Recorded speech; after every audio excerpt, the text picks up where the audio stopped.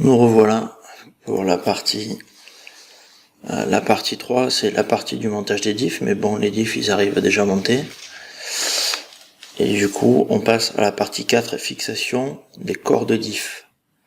Donc on monte les diffs en fait dans les corps de diff en plastique. Là on attaque par le petit pignon d'attaque avec les deux petits roulements de 2 par 5.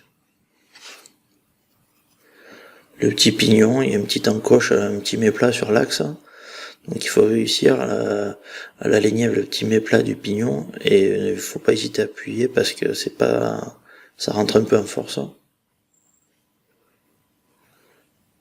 On présente ça dans le corps de diff inférieur, celui qui est ajouré. C'est la partie basse. Le diff.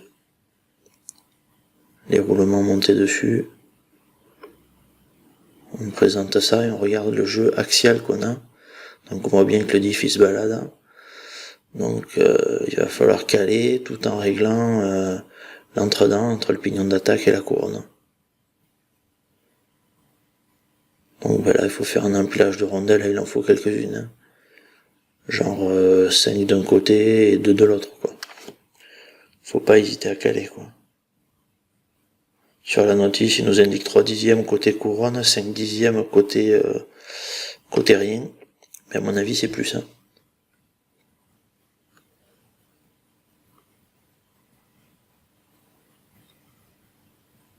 Donc, c'est une des choses les plus importantes sur les voitures à transmission par cardan avec pignon, c'est l'entredent entre le pignon, le petit pignon d'attaque et la couronne. Si on a trop de jeu, on entend de suite la voiture craquer dès qu'on freine ou dès qu'on fait une forte accélération ou si la piste accroche.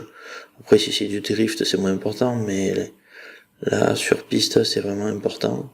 Si on est trop serré, ça force, ça gratte.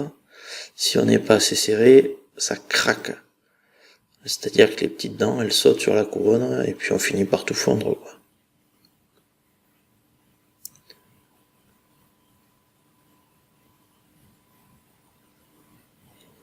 Donc il faut essayer plusieurs fois, caler, jusqu'à trouver le bon compromis entre jeu et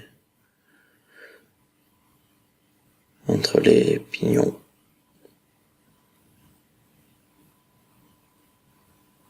Voilà, là j'essaye le jeu pour voir en tenant de chaque côté les noix de cardan. Mais c'est très très minime, quoi, le jeu qu'il faut, quoi. On les ferme avec les petites vis de 1,2 par 3. Pareil, c'est des petites vis métriques, hein, c'est pas des vis plastiques. À tête plate, elles sont chromées, on les reconnaît facilement aussi, elles sont toutes petites. Hein. Donc on vient, on appuie, et on serre pas comme un sauvage et ça sert à rien.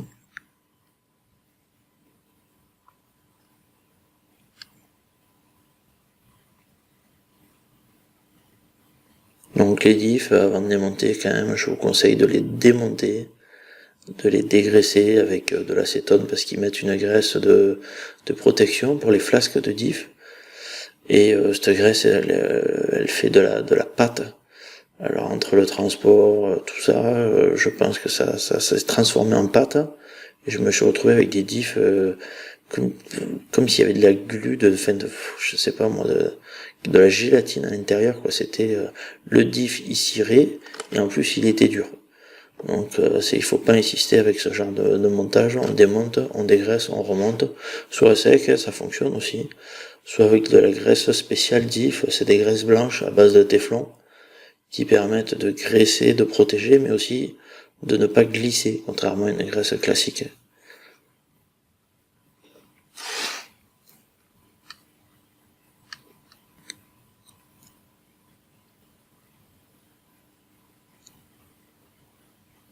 Bon, voilà pour mes corps de diff.